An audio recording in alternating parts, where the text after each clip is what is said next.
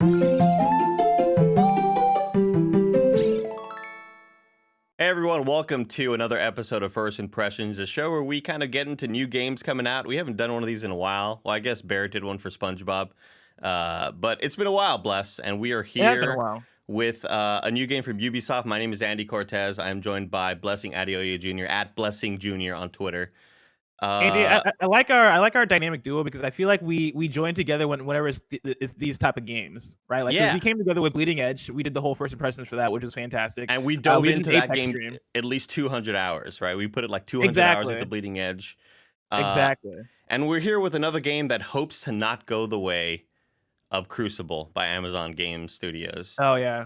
This Yeah. is a new Battle Royale, but based on some of the video, not fully Battle Royale. I don't really know what the fuck's Yeah. So going on with this game. how much do you know about this game? Because to give people context, this is a Ubisoft Battle Royale game called Hyperscape that, as of the time you are watching this video, they have just announced. They have just revealed. The world now knows about Hyperscape. It's been kind of leaked here and there, but now we can finally talk about it. I played about 4 hours of this game. It was me, Khalif Adams, Michael Hyam from GameSpot. We teamed up and we took on the world in a pre-release version of Hyperscape. And so I'm here to talk about it. Andy, how much do you know about it? I kind of know jack all, except for what I've seen from these videos. I've obviously some leaks started coming out. I was invited to go to this event that you went to, but we had a scheduling conflict, so unfortunately I couldn't be there. Even though I love my first-person shooters and I love my battle royales. So this is Hyperscape right here. Yes. And it's made by Ubisoft Montreal, who worked on some Rainbow Six Siege. They've worked on some Far Cry games. But what's immediately, blessed, I'm looking at this and I'm saying, where's the radar? Where's the circle? Okay, so so there's a lot to dive in here. And so there's not a circle in this game. The thing that maybe I'm gonna rewind all the way back and give some rewind, dude. Too. Let's take it back let me rewind. Let's all right, take it to the start of Yves Guillemot starting off Ubisoft. So yeah, one day Yves Guillemot woke up and he was like, "I want to get into the games industry and start my own company. I want to get into these stuff." So Hyperscape is a game coming out for PC, Xbox One, and PS4. This might be the shocker in summer 2020. This game is imminent. It's about to come out this season. The premise of this battle royale is it takes place in the world, or in the year 2054. This company named Prisma Dimensions, which you might have heard the name because I think that might have been their like working title or something along those lines. I think that's kind of leaked under. I think that's kind of like when you like the sort of guerrilla marketing tactics that they do, where they're like, Yeah. oh, Prisma Studios or whatever the fuck. Yeah, I love when games do that. And so Prisma Dimensions is basically a company in 2054 that has created this thing called the Hyperscape. And what that is basically the internet of the future. It is this virtual world that you kind of jack into, and people essentially use it for the same things that we use the internet for, right? People use it to study, people use it to learn, people use it to hang out. And then you have just jerking it, dude. Yeah. Just jerking it, and into the future. Mm-hmm. And then you have what we're looking at right here, right? This battle royale, which I believe is called Crown Rush in the Hyperscape. And so it is a 99-person battle royale in this virtual world. And basically, yeah, to get back to the no circle thing, basically it takes place within this city that has a bunch of different districts. And instead of a circle, what they have is each of the districts essentially decay. And so you'll have, and I'm sure it'll come up in the video at some point. Basically, you'll look around and see that the buildings are being taken over by these triangles. That was a great snipe by you. Great snipe. Oh yeah. Of course. This is all my. This is all Blessing playing. This is all me playing. I'm joking. This is not me playing because I tried to capture my gameplay and my laptop could not run both OBS trying to capture that stuff and the game. And so this is Ubisoft gameplay that they sent over to press. And so shout out to Ubisoft for that. But yeah, like the different areas essentially are decaying one at a time, and so that's how people are being brought together in this space. And so I don't even know where to start with this game, because I think for me, when they're giving the presentation in this game, when I first started seeing the gameplay, my mind immediately went to, oh, they're trying to take on Apex Legends. Like that to me was the first thing that popped in my mind, because it seems fast paced. It is first person. It is somewhat like arcadey. the thing I will say about Hyperscape is that as far as Battle Royale games go, Hyperscape seems to me to be the most arena Battle Royale that I've played. It has a lot of Unreal Tournament vibes. It has a lot of like a lot of arcadey vibes. It's very fast paced. It is very vertical. You are kind of all over the place. You can see in the gameplay right now, right? Like these guys on the roof, they were shooting at somebody that was flying through the air or jumping through the air. You have a double jump. I mean, at times you can have a triple jump. That's fantastic. You're all over the place in this game. Yeah, obviously, like mobility seems to play a huge factor in this. Just immediate, like, there's not going to be a whole lot of, let me stay on this roof and hope that they don't come find me. Yeah, this definitely looks like you are constantly in the action. It is like the opposite of PUBG, where I remember when PUBG came out, and there's always those jokes of people sitting in a bathtub just waiting for the footsteps to go by. Quiet. Just waiting for to come through. Yeah, it's quiet, and it's like it almost feels like more of like a horror game kind of feel in a game like PUBG. Hyperscape, you are moving at all times. Like I rarely found it suitable for me to stay still and hide in a spot because things were always kind of moving. A big thing in this game as far as how weapons work. So at all times you can hold up to 2 weapons. You spawn with a melee weapon. And you can collect weapons as you play. You have Gatling guns. You have, I guess, regular assault rifles, pistols, all like the assortment of guns that you would expect. The interesting twist I would say to this game is, with those guns, you don't collect attachments. Instead, you fuse guns. And so what that means is, say I have the Ripper, which is an assault rifle. If I have a Ripper, as I'm playing, and this is, by the way, the decay I'm talking about. You see the triangles that are popping up in this map right here. That means that I'm getting a lot of Splitgate vibes by this game too. Did you play Splitgate?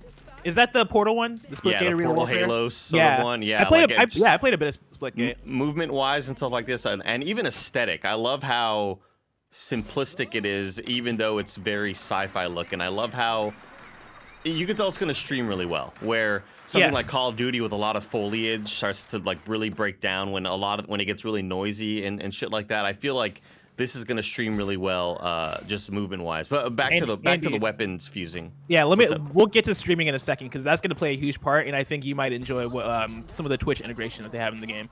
But back to the weapons, right? Say I have a Ripper, and the Ripper's an assault rifle. As I'm going through the map, as I'm finding new weapons, if I find another Ripper, another one of the same gun that I have, I can then fuse it, and I'll then upgrade my gun to the next level. And the guns can upgrade about, I think, 4 levels. And so the first, and this is, I don't know like exactly what order it is for each gun, but say my first upgrade for my first fusion upgrade will be, all right, cool, more mag capacity for my gun. The next one will be, okay, higher damage, and the next one will be something along those lines. And so I'm upgrading my guns that way. They also have hacks, which are these special abilities. And so in the same way that you can carry 2 guns, you can also carry 2 hacks. And think kind of like Apex, where Lifeline has their healing drone and Bloodhound has their scan. Yeah. Basically, instead of those abilities being tied to characters, those abilities are pickups that you find in the map, and you can hold 2 at a time. And so, and you can find, say, a healing hack in the world, and that is now assigned to your left bumper. And you can also find a invisibility hack in the world, and that'll be assigned to your right bumper. You can assign that either way you want, but you can carry 2, and you can essentially mix and match in that way. And so, and you can also fuse them in the same way you can fuse weapons. And so, say I find an invisibility hack, which will give me the invisibility ability. If I find another one, that'll then either better my cooldown on that hack, or it'll allow me to stay invisible for longer, or different things along those lines. Gotcha. And so, what was this rolling ball business? What's this rolling ball business? That ball is another hack. And basically, I didn't really like it when I played, when I tried out the ball. Though other people who I've been talking to who've also played the game said that they were really digging the ball. The ball essentially allows you to helps you get out of those sticky situations better. And so it makes you quicker. You're able to like bounce away. I think it also shields you quite a bit, and so you're able to take less damage. But it's kind of clumsy to control, which is why I wasn't liking it. But yeah, there's some use in the ball that way. And then I'm trying to think of other hacks there were. There's teleport, which is kind of like a Dishonored kind of like teleport. Not too much like it, but in like the same vein of. Yeah, like a blink, like you aim and you essentially Yeah, teleport to where you go. I think we just saw that here at the end. Character kind of looked up and just did it. Where is it? Right here, I believe. Sort of that thing. Yes. Yeah. It looked like they were kind yeah. of like shifting for like a tracer. Exactly. Like tracer. Like a tracer. Tracer would probably be the Got it. best way to describe it, except it's a little bit more aimed than tracer, but because you can go into the air with it and all that stuff, and that's where verticality kind of comes back into play. So I didn't really notice, but when the city is decaying and you're indoors, it's noticeable. I'm presuming. Yes. Like you'll the walls start changing colors because that effect looks incredible. Yeah, and this looks honestly insane. It's kind of stress-inducing when the world is decaying because and this is kind of a complaint I have because without the circle, you kind of don't know which way to go, and without like a mini map, you can pull up a map, like a full screen map, and so that's the thing that can kind of help. But yeah, as you're playing, right, if you're trying to like if you're in the thick of it and you look around and things are decaying, you're kind of like, oh shoot, which way do I go? And it was for me when I was playing up to me and my teammates to communicate, and for Michael or Khalif to be like, hey, I'm gonna open up the map and I'm gonna mark an argument. I'm gonna ping because this game has a ping system just like Apex. I'm gonna ping here so we can all make our way towards this area because this area over here isn't decaying. So let's go here. I see that was really cool. I see the two weapons. I see the reveal ability, which is sort of that bloodhound scan that you're mentioning. The teleport, which is sort of that blink. What I'm confused about is these people seem to be in the decay, but their life, is it going down? I guess. So the decay doesn't deplete your life. What it does is, basically it collapses that district. And so when you start seeing those triangles, when you start seeing the decay, that then means that you have a limited time to be there before the floors leave. By the way, or the floors like disappear.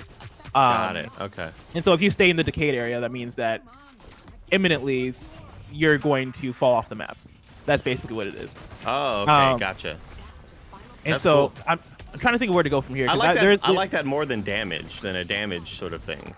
Yeah, and I think that also helps out with the quickness of it. Like everything kind of feels chaotic in a way that uplifts the whole chaotic nature of this game, because this game is way more chaotic than any other Battle Royale game I've played. And speaking of that, so like any other Battle Royale game, right? It's 99 players, 3 players to a team. I guess that's not like any other one, but like any other one, you are trying to be the last team standing. And in this game, they've added an extra element that so the mode is called Crown Rush, and the reason it's called that is because when you are winding down to the final teams, there will be a crown that appears on the map. And basically what you want to do is you want to get that crown, and if you hold that crown for 45 seconds, your team wins. Or if you become the last team standing, your team wins. What happens though when you get that crown, when things are winding down, if you grab the crown, because it appears on your map, if you grab it, and I think it also appears as like a pop-up on the screen. If you grab it, like a HUD element or something like that. Yeah, like a HUD element. If you grab it, you're then revealed to all the other players. And so it is kind of this game of like, all right, should we go for the crown because we'll be revealed for everybody, or like should we wait for somebody else to get the crown so we can kill them and then take it from them? But the crown is basically the thing that is bringing everybody together in those final moments to battle it out, and that's where I saw the most chaos in the game. And that was almost like a love it / hate it kind of thing, because on one hand, I think it is a fun kind of game to play of, can I stay alive for 45 seconds when I'm holding this thing? On the other hand, when it came down to that, when we were playing, dude, it was fireworks. Like it was chaos everywhere. In a way where it almost felt like too much. Like you almost feel like you're just shooting around trying to make sure that you are in trying hopes to that stay something alive. makes contact with another player. Yeah. Yeah. So Call of Duty has a similar, on the ground, how you in Warzone you can pick up scavenger missions, or you can pick up contracts and shit like that. Call of Duty now has a thing where it's a crown, and you pick it up, and you are revealed to everybody on the map. And if you survive for 3 minutes, I believe, or 2.5 minutes or something like that, you get a buttload of money. But in here, I guess the reward is you just win if you hold onto the crown. Yeah, because the crown only appears toward the end of the match. So if you can hold on to it, that determines you as the winner. Gotcha. And so you were going to mention Twitch integration? Yes, and so that was the next thing I was going to mention. And so you have these in-game events that happen also, and I believe it's district-based. I believe it's based on which district you're in when these events happen. Essentially, if you're hanging out in a district, a thing will pop up and go, hey, we are and this is very Darwin Project, if you play Darwin Project. I did not, but I saw several Let's Players. There are things that'll pop up and be like, all right, the low gravity event is starting. What that means is that there's low gravity. You can now like jump really high, or the triple jump event is happening where now everybody has an extra jump, or the healing event is happening where now everybody just gets automatic heals out of nowhere. Things like that happen. And the interesting thing about that, and the interesting thing about what they're doing in general with Twitch, is that is integrated with Twitch in a way where if you're watching with an audience, the audience can then vote on what event they want to happen next. And so you have that. You also have other Twitch integration aspects like squad invite, where as a streamer, it's basically, and this is the way they describe it, I don't know if it's actually going to play out like this when the game actually comes out, but you can essentially drag and drop people from your stream to come join your squad in game, because they work directly with Twitch to make this stuff happen, make this stuff seamless. That's crazy. That's cool. Yeah, which sounds cool. You have a faster battle pass progression, and quite a few things like that. Like it seems like they're going really hard. There's also a battle pass. Yeah, so they're going really hard. Is it cosmetics? Is it weapons? I'm not sure all the stuff that comes in it. I believe it is. I think it's a lot of cosmetic stuff. You have different champions in the game, and the only difference with the champions is cosmetic. So like, there's no abilities attached to the champions you're using, but you can unlock new champions. And that's I didn't really get a good sense of all the stuff that comes with that, but you know, there is a battle pass there. Man, I mean, this seems cool as shit. And I think it's, you know, sort of setting itself apart from a lot of other battle royales with how arena-like it is. Yes. Which I think is awesome. It's not really reminding me of any other BR we've seen so far. A lot of the movement reminds me of oh god, Cliffy B's game, the one that Alex Van Aken. Oh, Lawbreakers. Yeah, like a lot of the movement and the low gravity stuff. I get a lot of Lawbreaker vibes. Especially there's a moment where I probably won't be able to find it, but there's a moment where a guy's just chasing a dude down, and the other guy blinks up over a building, and then he blinks up over that building as well. And I just that fast frenetic shit is so awesome looking, and it just seems a lot more different than what we've seen so far, which I hope it'll lead to some sort of success for Ubisoft, just because it's so hard to find that market now, man. It's so hard for games like these to break through with how popular, you know, Overwatch still is, and Warzone, and Fortnite is still crazy, you know. This one I think is I'm very curious to see the space this one carves out for itself, because as I was playing it, like, I had complaints here and there about it. Like, I didn't necessarily love how the shooting felt, and I think part of that was I just needed to play it a lot more. It is because people are so mobile, it feels like it's impossible to keep up with where people are at and trying to aim at people. But that's a console thing. It's coming to it's so I played on PC with an Xbox controller, which might have been the issue I was having.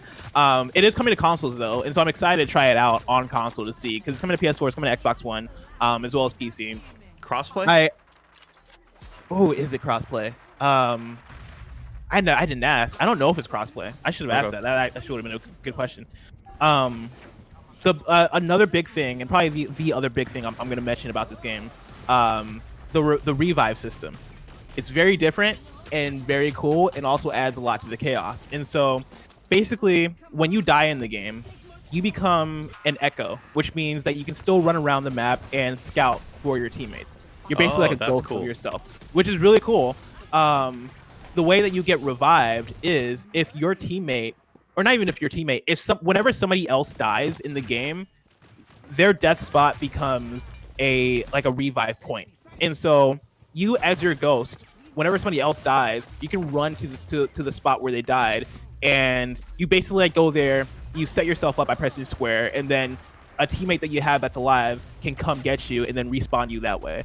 Gotcha. Okay. And so you are very much incentivized to take out other people in order to revive your teammates. And so it is very much an offensive game. It is very much a, hey, you got to fight, because fighting is the way you're going to win.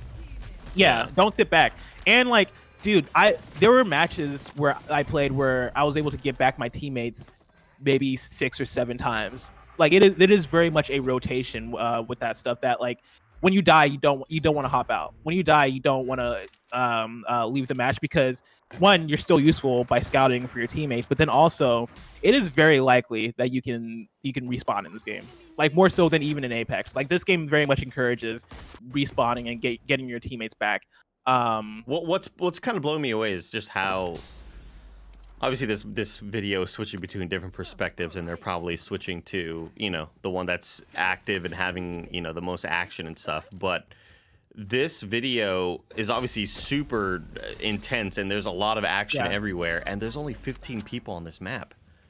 There's gonna be 100 people on this map. Yeah, that's another thing. When I was playing, I don't know if I even played a match that had close to 100 people, because we're playing in like a closed environment, because we're press and stuff. And so when matches actually have 100 people, I'm excited to see how that plays out. And also, I should say, I think when we were playing too, I think because we had less people, it started off with districts already closed. And so that way, like, the maps didn't feel as like, you know, empty. Yeah. And so, you know, that helped a lot. But yeah, when you're playing full matches with 99 other people, I'm excited for it. Like, this game seems like it's gonna be fun. And I believe, actually, I shouldn't say I believe. I should know this for sure before I say it. But I'm pretty sure it's gonna be free to play also. And so I think it is free to play. I think I saw that. Okay. I saw a bunch of outlets reporting that. All right, Bless. Well, thank you for going out there into the battlefield and fragging. Dude, thanks for having me. We should stream this game at some point. First off, who did the best? You, Michael, or Khalif? Khalif did the best for sure. Khalif killed it, followed by Michael, followed by me. A lot of that veteran presence from Khalif. Yeah. I will say though, I was a survivor in the ways that Khalif got the most kills for sure, but I was surviving the longest. That's what I'll say, because I was hopping around, I was teleporting all over the place, I was going invisible, I was playing the cowards game, and honestly, that's a valid way to play this game, and so that's all I'll say. Well, I look forward to getting out there in this battlefield with you. Twitch.tv/BlessingJr and Blessing Jr on Twitter. You can find me, Maximum Cortez, on Twitter. I am Andy Cortez on Twitch. Thanks for joining us, guys. Let us know what you think about Hyperscape in the comments. I really hope it doesn't go the way of that damn Crucible game, because that's such a weird heartbreaker. I don't think it will, man. I think this will be, at the very least, somewhat successful. Okay. I don't know. I don't think it's an Apex killer. I don't think it's gonna be the #1 battle royale. But I think it will find some success, because it is very fun. All right. Well, thanks for watching, everybody. Have a great day. Let us know what you think. Comment, subscribe, click the bell for all the notifications. We love y'all. Have a good one.